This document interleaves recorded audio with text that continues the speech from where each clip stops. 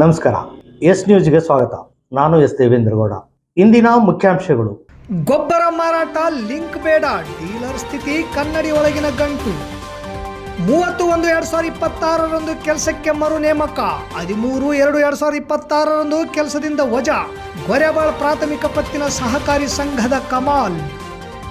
ಸಮರ್ಪಕ ರಸಗೊಬ್ಬರ ಪೂರೈಕೆ, ಮನೆ ನಿವೇಶನ ಹಾಗೂ ಜೋಳ ಬಾಕಿ ಹಣ ಬಿಡುಗಡೆಗೆ ಕೆಪಿಆರ್ಎಸ್ನಿಂದ 16 ಸತ್ಯಾಗ್ರಹ. ಅತಿ ಹೆಚ್ಚು ಅವಧಿ ಪ್ರಧಾನಮಂತ್ರಿಗಳಾಗಿ ನರೇಂದ್ರ ಮೋದಿ ಅವರು ದಾಖಲೆ, ಆದಿಶೇಷನ ಗುಡಿಯಲ್ಲಿ ವಿಶೇಷ ಪೂಜೆ. ರೈತರ ವಿವಿಧ ಬೇಡಿಕೆಗಳ ಈಡೇರಿಕೆಗಾಗಿ ಜೈ ಜವಾನ್ ಜೈ ಕಿಸಾನ್ ಜನಸೇವಾ ಸಂಘದಿಂದ ಪ್ರತಿಭಟನೆ.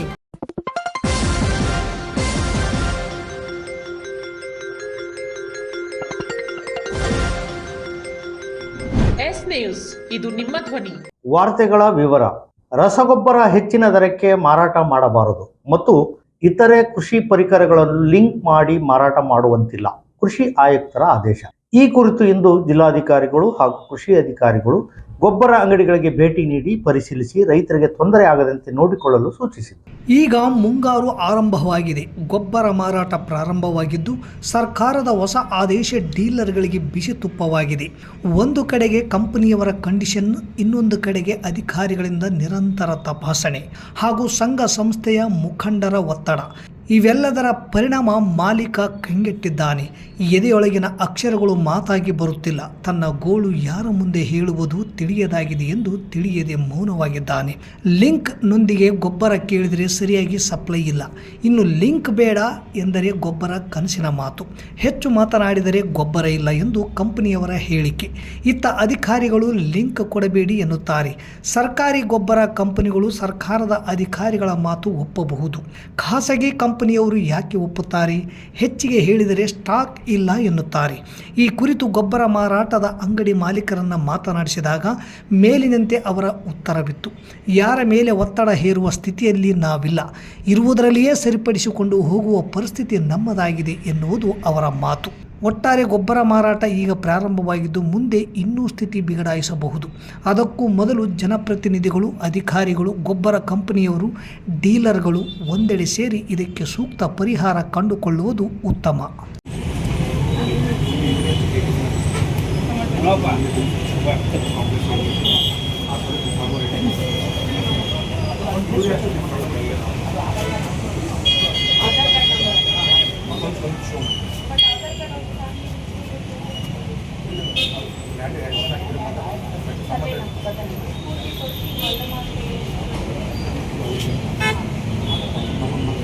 ಪ್ರಿಯ ಪಾಲಕರೇ, ನಿಮ್ಮ ಮಕ್ಕಳ ಉಜ್ವಲ ಭವಿಷ್ಯಕ್ಕಾಗಿ ಕೇಂದ್ರ ಮತ್ತು ರಾಜ್ಯ ಸರ್ಕಾರದಿಂದ ಮಾನ್ಯತೆ ಪಡೆದಿರುವ ಸನ್ರೈಸ್ ಗ್ರೂಪ್ ಆಫ್ ಇನ್ಸ್ಟಿಟ್ಯೂಷನ್ ಹಾಗೂ D pharmacy, nursing, paramedical college Sindhanur ಸಂಸ್ಥೆಗೆ ಇಂದೇ ಭೇಟಿ ನೀಡಿ ಆರೋಗ್ಯ ಕ್ಷೇತ್ರದಲ್ಲಿ ನಿಮ್ಮ ಭವಿಷ್ಯವನ್ನು ನಿರ್ಮಿಸಿಕೊಳ್ಳಿ.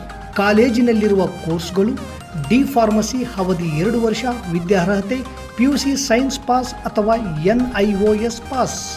ನರ್ಸಿಂಗ್ GNM ಅವಧಿ 3 ವರ್ಷ, ವಿದ್ಯಾರ್ಹತೆ PUC ಕಲಾ ವಿಜ್ಞಾನ ಮತ್ತು ವಾಣಿಜ್ಯ. Paramedical college DMLT, DHI, DOT and AT ಅವಧಿ 3 ವರ್ಷ, ವಿದ್ಯಾರ್ಹತೆ SSLC ಹಾಗೂ ದ್ವಿತೀಯ PUC ವಿಜ್ಞಾನ ಪಾಸ್. ಈ ಸಂಸ್ಥೆಯ ವಿಶೇಷತೆಗಳು: ಅನುಭವಿ ಹಾಗೂ ನುರಿತ ಉಪನ್ಯಾಸಕರಿಂದ ಬೋಧನೆ, ವಿದ್ಯಾರ್ಥಿಗಳಿಗೆ ಪ್ರಾಯೋಗಿಕ ಹಾಗೂ ವೈದ್ಯಕೀಯ ಕಲಿಕಾ ಅನುಭವವನ್ನು ಹೆಚ್ಚಿಸುವ ಉದ್ದೇಶದಿಂದ ಸಿಂಧನೂರು ಪಟ್ಟಣದ ವಿವಿಧ ಆಸ್ಪತ್ರೆಗಳಲ್ಲಿ ವೈದ್ಯರು ಮತ್ತು ಹಿರಿಯ ನರ್ಸ್ಗಳ ಮಾರ್ಗದರ್ಶನದಲ್ಲಿ ಪ್ರಾಯೋಗಿಕ ಕಲಿಕೆ. ಪ್ರತಿ ಶನಿವಾರ ತಜ್ಞ ವೈದ್ಯರಿಂದ ವಿಶೇಷ ಉಪನ್ಯಾಸ. ವಿದ್ಯಾರ್ಥಿಗಳಿಗೆ ಕಲಿಕಾ ಅನುಭವಕ್ಕಾಗಿ ಸಿಂಧನೂರು ಹಾಗೂ ವಿವಿಧ ನಗರದ ವೈದ್ಯರ ವತಿಯಿಂದ ಉಚಿತವಾಗಿ ನಡೆಯುವ ಸುಮಾರು ಆರೋಗ್ಯ ತಪಾಸಣಾ ಶಿಬಿರ ಹಾಗೂ ಸ್ವಯಂ ಪ್ರೇರಿತ ರಕ್ತದಾನ ಶಿಬಿರದಲ್ಲಿ ವಿದ್ಯಾರ್ಥಿಗಳು ಭಾಗವಹಿಸಿ ವಿಶೇಷ ಕಲಿಕಾ ಅನುಭವವನ್ನು ಪಡೆದಿರುತ್ತಾರೆ. ಸಮಾಜದಲ್ಲಿ ಆರೋಗ್ಯದ ಅರಿವು ಮೂಡಿಸುವ ಉದ್ದೇಶದಿಂದ ವಿದ್ಯಾರ್ಥಿಗಳ ಸಹಭಾಗಿತ್ವದಲ್ಲಿ ವಿವಿಧ ಆರೋಗ್ಯ ಜಾಗೃತಿ, ಆರೋಗ್ಯ ಜಾಥಾ ಕಾರ್ಯಕ್ರಮಗಳು ಹಾಗೂ ಆರೋಗ್ಯ ಶಿಕ್ಷಣ ಚಟುವಟಿಕೆಗಳನ್ನು ಹಮ್ಮಿಕೊಳ್ಳಲಾಗುತ್ತದೆ. ಪರಿಸರ ಸ್ವಚ್ಛತೆ ಮತ್ತು ಆರೋಗ್ಯಕರ ಜೀವನ ಶೈಲಿಯ ಕುರಿತು ಜನರಲ್ಲಿ ಅರಿವು ಮೂಡಿಸಲಾಗುತ್ತದೆ. ಸುಸಜ್ಜಿತ ಕಟ್ಟಡಗಳು, ಸ್ಮಾರ್ಟ್ ಕ್ಲಾಸಸ್, ಆಧುನಿಕ ಲ್ಯಾಬ್ ಸೌಲಭ್ಯಗಳು ಹಾಗೂ ಪ್ರಾಯೋಗಿಕ ತರಬೇತಿ ವ್ಯವಸ್ಥೆ, ವಿದ್ಯಾರ್ಥಿಗಳ ಸುರಕ್ಷತೆಗಾಗಿ ಸಿಸಿ ಕ್ಯಾಮೆರಾ ಅಳವಡಿಸಲಾಗಿದೆ. ವಿದ್ಯಾರ್ಥಿಗಳಿಗೆ ವಿವಿಧ ಖಾಸಗಿ ಆಸ್ಪತ್ರೆಗಳು ಹಾಗೂ ವಿವಿಧ ಫಾರ್ಮಾ ಕಂಪನಿಗಳ ಸಹಯೋಗದಲ್ಲಿ ಕ್ಯಾಂಪಸ್ ಸಂದರ್ಶನದ ಮೂಲಕ ನೇರ ಉದ್ಯೋಗದ ಅವಕಾಶವನ್ನು ಕಲ್ಪಿಸಲಾಗುತ್ತದೆ. ಪ್ರವೇಶಕ್ಕಾಗಿ ಹಿಂದೆ ಸಂಪರ್ಕಿಸಿ. ಇರ್ಫಾನ್ ಕೆ, ಅಧ್ಯಕ್ಷರು, sunrise D pharmacy nursing paramedical college, Vasavi Kalyana ಮಂಟಪದ ಮುಂಭಾಗ, PWD ಕ್ಯಾಂಪ್, ರಾಯಚೂರು ರಸ್ತೆ, ಸಿಂಧನೂರು. Mobile number 8197143588, 8904242655, 90367313885. ಹಣಕಾಸು ಅವ್ಯವಹಾರದ ಆರೋಪದಡಿ ಏಕಾಏಕಿ ಕೆಲಸದಿಂದ ವಜಾಗೊಳಿಸಿ ಅನ್ಯಾಯ ಮಾಡಲಾಗಿದೆ ಎಂದು ಮರು ಕೆಲಸಕ್ಕೆ ನೇಮಿಸಿಕೊಳ್ಳಲು ಸಿಂಧನೂರು ಉಪವಿಭಾಗದ ಸಹಕಾರ ಸಂಘಗಳ ಸಹಾಯಕ ನಿಬಂಧಕರ ನ್ಯಾಯಾಲಯದ ಆದೇಶ ಹಾಗೂ ಜಿಲ್ಲಾ ಸಹಕಾರ ಸಂಘಗಳ ಉಪನಿಬಂಧಕರ ನಿರ್ದೇಶನ ಇದ್ದರೂ ಸಹ ನಿರ್ಲಕ್ಷಿಸಿದ್ದಾರೆ ಎಂದು ಗೊರೆಬಾಳ್ ಪ್ರಾಥಮಿಕ ಕೃಷಿ ಪತ್ತಿನ ಸಹಕಾರಿ ಸಂಘ ನಿಯಮಿತದ ಮಾಜಿ ಗುಮಾಸ್ತರಾದ ಆರ್ ಚನ್ನಬಸವನಗೌಡ ಆರೋಪ ಮಾಡಿದರು. ನಗರದ ಪತ್ರಿಕಾ ಭವನದಲ್ಲಿ ಬುಧವಾರ ಸುದ್ದಿಗೋಷ್ಠಿ ನಡೆಸಿ ಮಾತನಾಡಿದ ಅವರು, ಗೊರೆಬಾಳ್ ಸಹಕಾರಿ ಸಂಘದಲ್ಲಿ 20 ವರ್ಷಗಳ ಕಾಲ ನಾನು ವಿವಿಧ ಹುದ್ದೆಗಳಲ್ಲಿ ಕಾರ್ಯನಿರ್ವಹಿಸಿದ್ದೇನೆ. ನನ್ನ ಮೇಲೆ 7 ಲಕ್ಷ ಹೆಚ್ಚುವರಿ ವೇತನ ಪಡೆದುಕೊಂಡು ಮತ್ತು ಇತರೆ ಸೇರಿ ಒಟ್ಟು ನನಗೆ 10.50 ಲಕ್ಷ ಅವ್ಯವಹಾರದ ಆರೋಪವನ್ನು ಹೊರಿಸಲಾಗಿತ್ತು. ಮೇಲಾಧಿಕಾರಿಗಳ ನಿರ್ದೇಶನ ಮತ್ತು ಆದೇಶದಂತೆ ನಾನು ಆ ಹಣವನ್ನು ಮರುಪಾವತಿಸಿ ಆರೋಪ ಮುಕ್ತನಾಗಿದ್ದೇನೆ. ಆದರೆ ಆಡಳಿತ ಮಂಡಳಿಯ ಕೆಲವರು ವೈಯಕ್ತಿಕ ದ್ವೇಷದಿಂದ ನನ್ನನ್ನು ಕೆಲಸದಿಂದ ವಜಾಗೊಳಿಸಿದ್ದು ನಮ್ಮ ಕುಟುಂಬ ಆರ್ಥಿಕ ಸಂಕಷ್ಟಕ್ಕೆ ಸಿಲುಕಿದೆ. ಕೂಡಲೇ ನನ್ನನ್ನು ಕೆಲಸಕ್ಕೆ ಮರು ನೇಮಕ ಮಾಡಿಕೊಳ್ಳುವಂತೆ ಅಧಿಕಾರಿಗಳಿಗೆ ಮನವಿ ಮಾಡಿಕೊಂಡರು. ಈಗಾಗಲೇ ಮರು ನೇಮಕ ಮಾಡಿಕೊಂಡು 2 ವಾರಗಳಲ್ಲೇ ಮತ್ತೆ ವಜಾ ಮಾಡಿದರು. ಈಗ ನಾನು ಕಚೇರಿ ಮುಂದೆ ನಿರಂತರ ಹೋರಾಟ ನಡೆಸಿದ್ದೇನೆ. ಸಿಂಧನೂರು ಉಪವಿಭಾಗದ ಸಹಕಾರ ಸಂಘಗಳ ಸಹಾಯಕ ನಿಬಂಧಕರ ನ್ಯಾಯಾಲಯದ ಆದೇಶ ಹಾಗೂ ಜಿಲ್ಲಾ ಸಹಕಾರ ಸಂಘಗಳ ಉಪನಿಬಂಧಕರ ನಿರ್ದೇಶನದ ಮೇರೆಗೆ 30/1/2026 ಕೆಲಸಕ್ಕೆ ಮರು ನೇಮಿಸಿಕೊಂಡಂತೆ ಮಾಡಿ ಪುನಃ ಸಂಘದ ಹಾಗೂ ಆಡಳಿತ ಮಂಡಳಿಯ ಕೆಲವು ಸದಸ್ಯರು ಸಭೆ ನಡೆಸಿ ವೈಯಕ್ತಿಕ ದ್ವೇಷದಿಂದ ಸಭೆಯಲ್ಲಿ ನನ್ನ ವಿರುದ್ಧ ನಿರ್ಣಯ ಮಾಡಿ ಪುನಃ 13/2/2026 ಕೆಲಸದಿಂದ ವಜಾಗೊಳಿಸಿದ್ದಾರೆಂದು ಅಸಮಾಧಾನ ತೋಡಿಕೊಂಡರು. ಮಕ್ಕಳಿಗೆ ಶಿಕ್ಷಣ ಕೊಡಿಸಲು ಹಾಗೂ ಕುಟುಂಬ ನಡೆಸಲು ಆರ್ಥಿಕ ಮುಗ್ಗಟ್ಟು ಉಂಟಾಗಿದೆ. ನನ್ನ ಪತಿ ಇಲಾಖೆ ನ್ಯಾಯಾಲಯದಿಂದ ಮತ್ತು ಅಧಿಕಾರಿಗಳ ವಿಚಾರಣೆಯಲ್ಲಿ ಆರೋಪ ಮುಕ್ತರಾದರೂ ಮರು ನೇಮಕ ಮಾಡಿಕೊಳ್ಳುತ್ತಿಲ್ಲ. ಮೇಲಾಧಿಕಾರಿಗಳು ನನ್ನ ಪತಿಯನ್ನು ಕೂಡಲೇ ಕೆಲಸಕ್ಕೆ ನೇಮಿಸಿಕೊಳ್ಳಲು ಸೂಕ್ತ ಕ್ರಮ ತೆಗೆದುಕೊಳ್ಳಬೇಕು. ಸದಸ್ಯರು ಹಾಗೂ ಆಡಳಿತ ಮಂಡಳಿಯವರು ವಿನಾಕಾರಣ ಕಿರುಕುಳ ನೀಡುವುದನ್ನು ಕೈಬಿಡಬೇಕು. ಇಲ್ಲದೆ ಹೋದರೆ ಹೋರಾಟ ಮುಂದುವರಿಸಬೇಕಾಗುತ್ತದೆ ಎಂದು ಚನ್ನಬಸವನಗೌಡರ ಪತ್ನಿ ನೇತ್ರಾವತಿ ಹೇಳಿದರು. ಆಮೇಲೆ 3 ಲಕ್ಷ ನಮ್ಮಲ್ಲಿ ಸಾಲ, ನನ್ನ ಪರ್ಸನಲ್ ಲೋನ್ಗಳಿದ್ದು ನಾನು ಕಟ್ಟಿಗೆ ಬರ್ತಿದ್ದೆ ಸರ್. ಸ್ವಲ್ಪ ಇದಾಗಿತ್ತು. ಅದು ಏನಂದ್ರೆ ಸರ್ ಬೈಲಾದಾಗ ನಿಮಗೆ ತಗೊಳಕ್ಕೆ ಬರೋದಿಲ್ಲ ಸಾಲ ಅಂತ ಹೇಳಿದ್ರು ಸರ್. ಸಾಲ ತಗೊಳಕ್ಕೆ ಬರೋದಿಲ್ಲ ಅಂದ್ರೆ ಸರ್ ಮತ್ತು ಈಗ ಎಲ್ಲರೂ ತಗೊಳಕೈತಾರೆ ಸರ್. ಈಗ ಬಾಡಿಗೆ ಸೇರಿ ತಗೊಳಕೈತಾರೆ. ಬಾಡಿಗೆ ಸೇರಿ ತಗೊಳಕ್ಕೆ ಬರೋದಿಲ್ಲ ಆ್ಯಕ್ಚುಲಿ ಹೇಳ್ಬೇಕಂದ್ರೆ ನಾವು ಬರೋದಿಲ್ಲ ಬೈಲಾಗ ಹೇಳ್ತಕ್ಕಂತ ಅವ್ರು ಹೇಳಿ ನಮ್ಮ ಅವಾಗ ಹೇಳಿದ್ರು ಸರ್. ಅವಾಗ ನಾನು ಸಸ್ಪೆಂಡ್ ಮಾಡ್ಬೇಕಾದ್ರೆ ಹೇಳಿ ತಂದಿದ್ರು ಸರ್. 3-4 ಜಡ್ಜ್ಮೆಂಟ್ ಕಾಪಿ ಕೊಟ್ಟರು ಸರ್. ಆ್ಯಕ್ಚುಲಿ ಹೇಳಿದೆ ತೋರಿಸಿದ್ರೆ ತೋರಿಸ್ತೀನಿ. ಎಲ್ಲ ನಮ್ಮದು ಕ್ಲೀನ್ ಶೀಟ್ ಆಗಿದೆ ಸರ್. ಯಾಕಂದರೆ ಎಂಕ್ವೈರಿ ತನಿಖೆ ಮಾಡೋಕ್ಕಿಂತ ಮುಂಚೆನೇ ನನಗೆ ಚನ್ನಬಸವ ತನಿಖೆ ಮಾಡೋಕ್ಕಿಂತ ಮುಂಚೆನೇ ಕಟ್ಟಿಬಿಡೋದಿಲ್ಲ, ಏನಾದರೂ ಪ್ರಯತ್ನ ಮಾಡೋಣ ಅಂತ ಹೇಳಿದೆ ಸರ್ ಅವರು ಕಂಪ್ನಿಗಳು. ಆಯ್ತು ಸರ್ ಅಂತಂದ್ರೆ ಅವ್ರು ಹೇಳಿದ ಮೇಲೆ ನಾನು 10 ಲಕ್ಷ ಕಟ್ಟಿಬಿಟ್ಟೆ ಸರ್.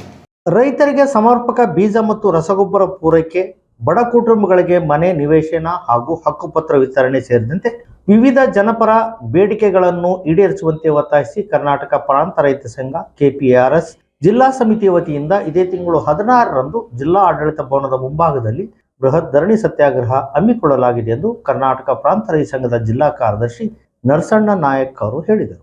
ಮುಂಗಾರು ಬಿತ್ತನೆ ಆರಂಭವಾಗಿರುವ ಹಿನ್ನೆಲೆಯಲ್ಲಿ ರೈತರಿಗೆ ಅಗತ್ಯ ಪ್ರಮಾಣದಲ್ಲಿ ಗುಣಮಟ್ಟದ ಬೀಜ ಮತ್ತು ರಸಗೊಬ್ಬರಗಳು MRP ದರದಲ್ಲಿ ಲಭ್ಯವಾಗುವಂತೆ ಕ್ರಮ ಕೈಗೊಳ್ಳಬೇಕು. ಕಳಪೆ ಬೀಜ ಹಾಗೂ ರಸಗೊಬ್ಬರ ಮಾರಾಟಗಾರರ ವಿರುದ್ಧ ಕಠಿಣ ಕ್ರಮ ಜರುಗಿಸಬೇಕು ಎಂದು ಒತ್ತಾಯಿಸಿದರು.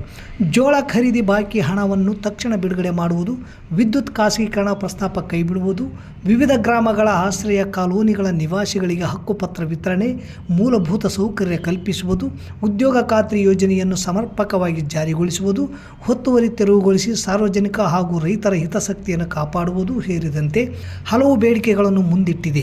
ಬೇಡಿಕೆಗಳನ್ನು ಸರ್ಕಾರ ಮತ್ತು ಜಿಲ್ಲಾಡಳಿತ ಶೀಘ್ರ ಈಡೇರಿಸದಿದ್ದರೆ ಹೋರಾಟವನ್ನು ಮತ್ತಷ್ಟು ತೀವ್ರಗೊಳಿಸುವುದಾಗಿ KPRS ಜಿಲ್ಲಾ ಕಾರ್ಯದರ್ಶಿ ನರಸಣ್ಣ ನಾಯಕ್ ಅವರು ಎಚ್ಚರಿಕೆ ನೀಡಿದರು. ಈ ಸಂದರ್ಭದಲ್ಲಿ ಜಿಲ್ಲಾ ಅಧ್ಯಕ್ಷರಾದ ಬಸವಂತರಾಯಗೌಡ ಕಲ್ಲೂರ್, ಉಪಾಧ್ಯಕ್ಷರಾದ D ವೀರನಗೌಡ, KG ವೀರೇಶ್, ಹನುಮಂತ, ಬಲ್ದಂಡೆ, ದುರ್ಗಪ್ಪ ಉಪಸ್ಥಿತರಿದ್ದರು. ಕರ್ನಾಟಕ ಪ್ರಾಂತ ರೈತ ಸಂಘದ ವತಿಯಿಂದ ಇದೇ ತಿಂಗಳ 16ನೇ ತಾರೀಕು ಇಡೀ ಜಿಲ್ಲೆಯಲ್ಲಿ ಇರ್ತಕ್ಕಂಥ ರೈತರ ಸಮಸ್ಯೆ ಏನಂತ ಹೇಳಿದ್ರೆ FID ಅಂತ ಮಾಡಿ ಸರ್ಕಾರ ತಿಂಗಳಿಗೆ ಒಂದೇ ಚೀಲ ಯೂರಿಯಾ ಒಂದೇ ಚೀಲ DAP ಕೊಡ್ತು ಅಂತೇಳಿ ಒಂಥರ ಇದು ಮಾಡಿ ಎಲ್ಲ ಅಂಗಡಿಕಾರರು ಇವತ್ತು ರೇಟನ್ನು ಹೈ ಲೆವೆಲ್ ಮಾರುವಂಥ ವ್ಯವಸ್ಥೆ ಇದೆ. ಈ ವ್ಯವಸ್ಥೆಯನ್ನು ಸರಿಪಡಿಸ್ಬೇಕಂತೇಳಿ ಜಿಲ್ಲಾಧಿಕಾರಿಗಳು ಮುಂದೆ ಹಾಗೂ ನಮ್ಮ ರಾಯಚೂರು ಜಿಲ್ಲೆಯಲ್ಲಿ ಬಡ ಕುಟುಂಬಗಳಾಗಿರುವಂತಹ ಇವತ್ತಿನವರೆಗೂ ಅವರಿಗೆ ಇರಲಿಕ್ಕೆ ನಿವೇಶನಗಳು ಇಲ್ಲ ಮತ್ತು ಅವ್ರಿಗೆ ಮನೆ ಇಲ್ಲ. ಆಶ್ರಯ ಯೋಜನೆಯಲ್ಲಿ ಕೆಲವೊಂದಲ್ಲಿ ವಾಸವಿದ್ದರೂ ಕೂಡ ಅವ್ರನ್ನ ಬೇರೆ ಬೇರೆ ಅಧಿಕಾರಿಗಳು ಬಂದು ನಿಮಗೆ ಹಕ್ಕುಪತ್ರ ಕೊಟ್ಟಿಲ್ಲ ಅಂತೇಳಿ ಅವ್ರನ್ನ ಒಕ್ಕಲೆಬ್ಬಿಸೋದಾಗಲಿ, ಮತ್ತು ಪ್ರತಿಯೊಂದು ಊರುಗಳಲ್ಲಿ ಕೆಲವೊಂದು ಊರುಗಳಲ್ಲಿ ರಾಯಚೂರು ಜಿಲ್ಲೆಯಲ್ಲಿ ಸ್ಮಶಾನ ಇದ್ದರೂ ಸ್ಮಶಾನ ಹೋಗೋಕ್ಕೆ ದಾರಿ ಇರಂಗಿಲ್ಲ, ಸ್ಮಶಾನಕ್ಕೆ ಹೋಗುವಂಥ ದಾರಿ ಇದ್ದರೆ ಸ್ಮಶಾನ ಇಲ್ಲ. ಈ ರೀತಿಯಾಗಿ ಉದಾಹರಣೆಗೆ ಹೇಳ್ಬೇಕಂದ್ರೆ ಇಲ್ಲಿ ಕೆಂಗಲ್ಲು ಗ್ರಾಮದಲ್ಲಿ ಸ್ಮಶಾನ ಇದೆ. ಒಬ್ಬ ರೈತ ಅದನ್ನು ಸ್ಮಶಾನಕ್ಕೆ ಹೋಗುವ ರಸ್ತೆಯನ್ನು ಎನ್ಕ್ರೋಚ್ ಮಾಡಿ ಇವತ್ತಲ್ಲಿ ಹಾದಿಯನ್ನು ತಪ್ಪಿಸಿ ಹೋಗ್ಲಾರ್ದಂಗೆ ಮಾಡ್ಯಾನ. ಇವೆಲ್ಲ ಸಮಸ್ಯೆಗಳು ನಾವು ತಹಸೀಲ್ದಾರ್ಗೆ 2-3 ಸಲ ಮನವಿ ಕೊಟ್ಟಿವಿ. ಈವನ್ ನಾವು AC ಸಾಹೇಬರಿಗೆ ನೀಡಿವಿ. ಯಾವುದೇ ಅಧಿಕಾರಿಗಳು ನಮ್ಮ ರಾಯಚೂರು ಜಿಲ್ಲೆಯಲ್ಲಿ ಅತಿ ಮುತುವರ್ಜಿಯಿಂದ ಕೆಲಸ ಮಾಡೋಕ್ಕೆ ತಯಾರಿಲ್ಲ. ಆದ್ದರಿಂದ ಕರ್ನಾಟಕ ಪ್ರಾಂತ ರೈತ ಸಂಘ ಇದೇ ತಿಂಗಳ 14ನೇ ತಾರೀಕು ರಾಯಚೂರು ಜಿಲ್ಲೆಯ ಜಿಲ್ಲಾಧಿಕಾರಿಗಳ ಮುಂದೆ ಇವೆಲ್ಲ ಬೇಡಿಕೆಗಳನ್ನು ಇಟ್ಟು ಹೋರಾಟವನ್ನು ರೂಪಿಸಿ ಜಿಲ್ಲಾಧಿಕಾರಿಗಳಿಗೆ ಇವೆಲ್ಲ ಸಮಸ್ಯೆಗಳನ್ನು ಬಗೆಹರಿಸಬೇಕಂತೇಳಿ ಒತ್ತಾಯ ಮಾಡುವ ಸಲುವಾಗಿಯೇ ನಾವು ಜಿಲ್ಲಾಧಿಕಾರಿಗಳ ಕಚೇರಿಗೆ ಮುತ್ತಿಗೆಯನ್ನು ಹಾಕ್ತೀವಿ. ದೇಶದ ಪ್ರಧಾನಮಂತ್ರಿ ನರೇಂದ್ರ ಮೋದಿ ಅವರು ಇಂದಿಗೆ ಭಾರತದ ಅತಿ ಹೆಚ್ಚು ದಿನಗಳ ಕಾಲ ನಿರಂತರವಾಗಿ ಸೇವೆ ಸಲ್ಲಿಸಿದ ಪ್ರಧಾನಮಂತ್ರಿ ಎಂಬ ದಾಖಲೆ ಬರೆದಿದ್ದಾರೆ ಎಂದು ಬಿಜೆಪಿ ಮುಖಂಡ ಹಾಗೂ ನಗರ ಮಂಡಲದ ಅಧ್ಯಕ್ಷ ಸಿದ್ದರಾಮೇಶ್ ಮನ್ನಾಪುರ್ ಹೇಳಿದರು.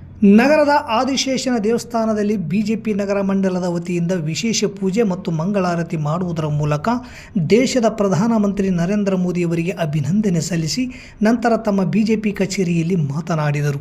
ಪ್ರಧಾನಮಂತ್ರಿ ನರೇಂದ್ರ ಮೋದಿಯವರು 26 ಮೇ 2014ರಂದು ಮೊದಲ ಬಾರಿಗೆ ಪ್ರಮಾಣ ವಚನ ಸ್ವೀಕರಿಸಿದ ದಿನದಿಂದ ಇಲ್ಲಿಯ ತನಕ 4399 ದಿನಗಳನ್ನು ಪೂರೈಸಿ ಜವಾಹರ್ಲಾಲ್ ನೆಹರು ಅವರ 4398 ದಿನಗಳ ಅವಧಿಯ ದಾಖಲೆಯನ್ನು ಮೀರಿಸಿರುವುದು ನಮಗೆಲ್ಲ ಹೆಮ್ಮೆ ತರುವ ವಿಷಯವಾಗಿದೆ.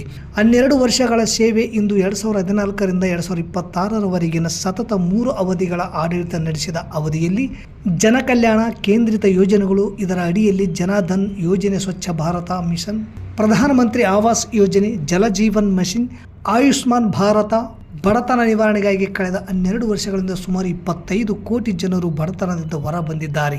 ಅಂತ್ಯೋದಯ ತತ್ವ ಈ ದೇಶದ ಬಡತನ ರೇಖೆಗಿಂತ ಹಿಂದೆ ಇರುವ ಕೊನೆಯ ವ್ಯಕ್ತಿಯ ಅಭಿವೃದ್ಧಿಯ ಫಲ ತಲುಪಿಸುವ ಉದ್ದೇಶವಾಗಿದೆ ಎಂದರು.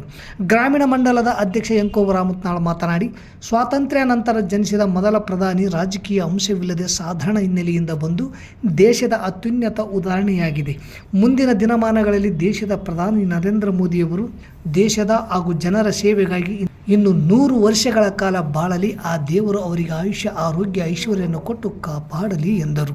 ಈ ಸಂದರ್ಭದಲ್ಲಿ ಕೆ. ರಾಜಶೇಖರ್, ಮಧ್ವರಾಜಾಚಾರ್, ನಿರುಪದಪ್ಪ ಜೋಳರಾಶಿ, ಸಿರಾಜ್ ಪಾಷಾ, ಟಿ. ಸುಬ್ಬರಾವ್, ಶೈಲಜಮ್ಮ ಷಡಕ್ಷರಪ್ಪ ನಾಗಲಾಪುರ್, ರವಿ ರಾಠೋಡ್, ರವಿ ಉಪ್ಪಾರ್, ಶರಣಬಸವ ಧುಮತಿ, ಸೋಮನಾಥ್ ಪತ್ತಾರ್, ನಾಗರಾಜ್ ದೇವರಗುಡಿ, ಪ್ರಶಾಂತ್ ಶೆಟ್ಟಿ, ಫಕೀರಪ್ಪ ಬಾಗೋಡಿ ತಿಡಿಗೋಳ, ಶಿವು ಹಿರೇಮಠ್, ರಾಮಕೃಷ್ಣ ಉಪ್ಪಾರ್, ಶರಣಪ್ಪ ಬಂಡಿ, ಹಸೇನಪ್ಪ ಸೂಲಂಗಿ, ಬಸವರಾಜ್ ನಾಯಕ್, ಮುದಿಯಪ್ಪ ಕಟ್ಟಿಮನಿ, ಅಂಬರೀಶ್ ಕಡಬೂರ್, ನಾಗರಾಜ್ ಕಡಬೂರ್, ಮೌನೇಶ್ ಹೊಸಮನೆ, ಕಾಶಿನಾಥ್ ಹಿರೇಮಠ್, ಶ್ರೀನಿವಾಸ್ ಮೇಸ್ತ್ರಿ, ಯಲ್ಲುಸಾ ಬದಿ, ಆನಂದಯ್ಯ ಕೊಂಡ, ಸಂಗಪ್ಪ ಬೊಮ್ಮನಾಳ್, ರಾಮು, ಸಹನಾ ಹಿರೇಮಠ್, ಮಮತಾ ಹಿರೇಮಠ್, ಶಿವಮ್ಮ ಅಂಬಿಗರ್, ರೇಣಮ್ಮ ನಾಯಕ್, ಯಮನಮ್ಮ ಸೇರಿದಂತೆ ಇನ್ನಿತರರು ಇದ್ದರು. 2025-26ನೇ ಸಾಲಿನಲ್ಲಿ ರಾಸಾಯನಿಕ ಗೊಬ್ಬರದ ಬೆಲೆ ಈಗ ಪ್ರತಿ ಚೀಲಕ್ಕೆ 250ರಿಂದ 300 ರೂಪಾಯಿವರೆಗೆ ಹೆಚ್ಚಿಗೆಯಾಗಿದ್ದು ರೈತರಿಗೆ ಆರ್ಥಿಕ ಹೊರೆಯಾಗುತ್ತಿದೆ. ರೈತರು ಬೆಳೆದಂತಹ ಭತ್ತ, ತೊಗರಿ, ಜೋಳ, ಹೆಸರು, ಮೆಕ್ಕೆಜೋಳ, ಮೆಣಸಿನಕಾಯಿ, ಹತ್ತಿ ಬೆಳೆಗೆ ಬೆಂಬಲ ಬೆಲೆ ಆಯೋಗ ರಚನೆ ಮಾಡಬೇಕೆಂದು ಜೈ ಜವಾನ್ ಜೈ ಕಿಸಾನ್ ಜನಸೇವಾ ಸಂಘದ ಸಂಸ್ಥಾಪಕ ಹಾಗೂ ಅಧ್ಯಕ್ಷರಾದ ಯುಭದ್ರಯ್ಯ ಎಸ್ ಸರ್ಕಾರಕ್ಕೆ ಒತ್ತಾಯ ಮಾಡಿದರು. ನಗರದ ಪ್ರವಾಸಿ ಮಂದಿರದಿಂದ ಮೆರವಣಿಗೆ ಮಾಡಿ ಪ್ರತಿಭಟಿಸಿ ತಾಲೂಕು ತಹಸೀಲ್ದಾರ್ ಕಚೇರಿವರೆಗೆ ಆಗಮಿಸಿ ಶಿರಸ್ತೇದಾರ ಅಂಬಾದಾಸ್ ಅವರ ಮೂಲಕ ರಾಜ್ಯಪಾಲರಿಗೆ ಮನವಿ ಮಾಡಿ ಮಾತನಾಡಿದ ಅವರು, ಕಳಪೆ ಬೀಜ, ಕಳಪೆ ರಸಗೊಬ್ಬರದ ಮಾರಾಟವನ್ನು ತಡೆಯಬೇಕು. ಮಳೆ, ಗಾಳಿ, ಬಿರುಗಾಳಿಗೆ ಹಾನಿಯಾದ ರೈತರಿಗೆ ಎಕರೆಗೆ 25,000 ಪರಿಹಾರ ಕೊಡಬೇಕು. ತುಂಗಭದ್ರಾ ಡ್ಯಾಂ ನೀರಾವರಿ ಸಲಹಾ ಸಮಿತಿ ಸಭೆ ಮುನಿರಾಬಾದ್ನಲ್ಲೇ ಮಾಡಬೇಕು. ನೀರು ಹರಿಸುವ ಕಾಲುವೆಗಳಿಗೆ ಚರಂಡಿ ನೀರು ಬಿಡದ ಸೇರಿದಂತೆ ಕಟ್ಟೆಚ್ಚರ ವಹಿಸಬೇಕು ಎಂದರು. ನಂತರ ಕಲ್ಯಾಣ ಕರ್ನಾಟಕ ರೈತ ಬಣದ ವರಿಷ್ಠರು ಹಾಗೂ ಕೊಪ್ಪಳ ಜಿಲ್ಲಾಧ್ಯಕ್ಷ ಹನುಮಂತಪ್ಪ ಹುಳೇನೂರ್, ಮಹಿಳಾ ಜಿಲ್ಲಾಧ್ಯಕ್ಷೆ ಸಿದ್ದೇಶ್ವರಿ ಸೇರಿದಂತೆ ಅನೇಕರು ಮಾತನಾಡಿ, ನವಲಿ ಸಮಾನಾಂತರ ಜಲಾಶಯವನ್ನು 1 ವರ್ಷದಲ್ಲಿ ಜಾರಿಗೆಗೊಳಿಸತಕ್ಕದ್ದು, ಅತಿ ಸಣ್ಣ ರೈತರಿಗೆ 100% ಸಬ್ಸಿಡಿ ಮೂಲಕ ಬೋರ್ವೆಲ್ ಹಾಗೂ ಸೋಲಾರ್ ವ್ಯವಸ್ಥೆ ಮಾಡಬೇಕು. ಕೊಪ್ಪಳ, ವಿಜಯನಗರ, ಬಳ್ಳಾರಿ, ಸಂಡೂರಿನಲ್ಲಿ ಫ್ಯಾಕ್ಟರಿಯ ದುಷ್ಪರಿಣಾಮ ತನಿಖೆ ನಡೆಸಿ ಶೀಘ್ರದಲ್ಲಿ ವರದಿ ನೀಡಬೇಕು. ರೈತರು ಹೊಲದಲ್ಲಿ ವ್ಯವಸಾಯ ಮಾಡುವ ವೇಳೆ ಹಾವು ಸೇರಿದಂತೆ ವಿಷ ಜಂತುಗಳು ಕಡಿದಲ್ಲಿ ರೈತರಿಗೆ ತುರ್ತು ಎಮರ್ಜೆನ್ಸಿ ಕಿಟ್ ವಿತರಣೆ ಮಾಡಬೇಕು. ರೈತರಿಗೆ ರಸಗೊಬ್ಬರ ವಿತರಿಸಲು ಐಡೆಂಟಿಟಿ ಕಾರ್ಡು ಕೊಡಬೇಕು. ಹೊಲಗದ್ದೆ ಇಲ್ಲದ ರೈತರಿಗೆ, ಗುತ್ತಿಗೆ ಮಾಡುವ ರೈತರಿಗೆ ಸಬ್ಸಿಡಿ ದರದಲ್ಲಿ ರಸಗೊಬ್ಬರ ವಿತರಿಸಬೇಕು. ಕ್ಯಾನ್ಸರ್ಗೆ ತುತ್ತಾಗಿ ಸಾವಿಗೀಡಾಗುವ ರೈತರ ಮಕ್ಕಳಿಗೆ ವಿದ್ಯಾಭ್ಯಾಸ ಮತ್ತು ಹಣದ ಸಹಾಯ ಮಾಡಬೇಕು. ಅತಿ ಸಣ್ಣ ರೈತರ ಸಾಲದಲ್ಲಿ 50% ಸಬ್ಸಿಡಿ ಜೊತೆಗೆ ಉಳುಮೆಯ ಸಲಕರಣೆಗಳಿಗೆ 80% ಸಬ್ಸಿಡಿ ನೀಡಬೇಕು. ಸಣ್ಣ ಹಾಗೂ ಅತಿ ಸಣ್ಣ ರೈತರ ಸಾಲ ಮನ್ನಾ ಮಾಡಬೇಕು. ಅವರ ಮಕ್ಕಳ ವಿದ್ಯಾಭ್ಯಾಸಕ್ಕೆ ಹಾಗೂ ಜೀವನೋಪಾಯಕ್ಕೆ ಧನ ಸಹಾಯ ಮಾಡಬೇಕೆಂದು ಒತ್ತಾಯಿಸಿದರು. ಈ ಸಂದರ್ಭದಲ್ಲಿ ಕಲ್ಯಾಣ ಕರ್ನಾಟಕ ಗೌರವಾಧ್ಯಕ್ಷ ವೆಂಕಯ್ಯ ಶ್ರೇಷ್ಠಿ, ಕಲ್ಯಾಣ ಕರ್ನಾಟಕ ಅಧ್ಯಕ್ಷ ಮಲ್ಲಿಕಾರ್ಜುನ್ ರೆಡ್ಡಿ ಸಾಸಲ್ಮರಿ, ರಾಜ್ಯ ಕಾರ್ಯಾಧ್ಯಕ್ಷ ರುದ್ರೇಶಗೌಡ, ಮಾಜಿ ಸೈನಿಕರು, ಜಿಲ್ಲಾ ಗೌರವ ಅಧ್ಯಕ್ಷ ಗೌಡಪ್ಪಗೌಡ ಯಾಪಲ್ಪರ್ವಿ, ತಾಲೂಕಾಧ್ಯಕ್ಷ ಹನುಮಂತ, ರೈತನಗರ ಕ್ಯಾಂಪ್, ಮಹಿಳಾ ತಾಲೂಕಾಧ್ಯಕ್ಷೆ ವಿಶಾಲಾಕ್ಷಿ ಎಚ್ಎಂ, ರೈತ ಮುಖಂಡರಾದ ವೆಂಕನಗೌಡರು, ಮಹಿಳಾ ತಾಲೂಕಾಧ್ಯಕ್ಷೆ ವಿಶಾಲಾಕ್ಷಿ ಎಚ್ಎಂ, ವಿಶ್ವನಾಥ್ ಶರ್ಮಾ, ರೈತ ಮುಖಂಡರಾದ ವೆಂಕನಗೌಡರು, ಹನುಮಂತಪ್ಪ ನಾಯಕ್, ಸುರೇಶ್ ನಾರಾಯಣ್, ಪದಾಧಿಕಾರಿಗಳಾದ ಸಿದ್ದನಗೌಡ ಕೊಕ್ಕರ್ಗೋಳ್, ಅಮರೇಗೌಡ ಬಾದರ್ಲಿ, ಮಲ್ಲಿಕಾರ್ಜುನ ಪಲ್ಯದ್ ಸೇರಿದಂತೆ ಅನೇಕರಿದ್ದರು. ಕಾಲುವೆ ದುರಸ್ತಿಯಾಗಿದೆ ಹಾಗೂ ಕಾಲುವೆಯಿಂದ ನೀರು, ಚರಂಡಿ ನೀರು, ಕಾಲುವೆ ಎಲ್ಲ ಕೆಟ್ಟು ಎಲ್ಲ ಇದಾಗಿದೆ. ಹಲವಾರು ರೈತರು ಏನಾದರೂ ಹೊಲದಲ್ಲಿ ಕೆಲಸ ಮಾಡಬೇಕಾದ್ರೆ ಹಾವು ಕಚ್ಚಿ ರೈತ ಸತ್ತು ಹೋದ್ರೆ ಅವ್ರಿಗೆ ರೈತರಿಗೆ ಇಮಿಡಿಯೇಟ್ಲಿ ಚಿಕಿತ್ಸೆ ಸಿಗ್ತಾ ಇಲ್ಲ. ಇವತ್ತು ರೈತ ಏನಾದರೂ ಆಫೀಸಲ್ಲಿ ಕೆಲಸಕ್ಕೆ ಅಡ್ಡಾಡಬೇಕಾದ್ರೆ ರೈತರಿಗೆ ಇವತ್ತು ಸರಿಯಾದ ರೀತಿಯಿಂದ ಕೆಲಸಗಳು ಆಗ್ತಾ ಇಲ್ಲ. ರೈತರ ಸಾಲ ಮನ್ನಾ ಆಗ್ತಾ ಇಲ್ಲ. ರೈತರು ಇವತ್ತು ಏನೇ ತೊಂದರೆಗಳು, ಹಲವಾರು ತೊಂದರೆಗಳಿಂದ ರೈತ ಬಹಳ ತೊಂದರೆಗೀಡಾಗಿದ್ದಾನೆ. ದಯವಿಟ್ಟು ಸರ್ಕಾರ ರೈತರ ಪರವಾಗಿ ಬೆನ್ನೆಲುಬಾಗಿ ನಿಂತು ಕೆಲಸ ಮಾಡಿಕೊಡ್ಬೇಕು. ಮುಂದಿನ ದಿನಗಳಲ್ಲಿ ಇವತ್ತು ರಸಗೊಬ್ಬರ ಸಿಗ್ತಾ ಇಲ್ಲ. ರಸಗೊಬ್ಬರ ಏನು ಹೊರೆ ಇದೆಯಲ್ಲ ರೈತರ ಮೇಲೆ ಬಿದ್ದಿದೆ, ಅದು ಆದಷ್ಟು ಬೇಗನೆ ಸಬ್ಸಿಡಿ ಮುಖಾಂತರ ರೈತರಿಗೆ ಅನುಕೂಲ ಮಾಡಿಕೊಡ್ಬೇಕು.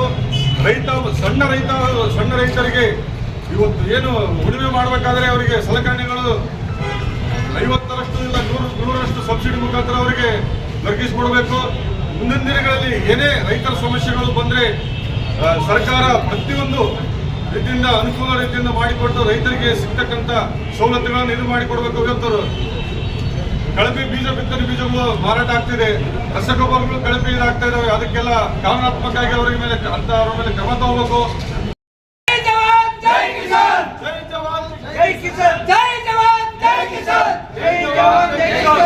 ಇಲ್ಲಿಗೆ ವಾರ್ತಾ ಪ್ರಸಾರ ಮುಕ್ತಾಯವಾಯಿತು. ನಿರಂತರ ಸುದ್ದಿಗಾಗಿ ವೀಕ್ಷಿಸಿ ಎಸ್ ನ್ಯೂಸ್. ಇದು ನಿಮ್ಮ ಧ್ವನಿ. ನಮಸ್ಕಾರ.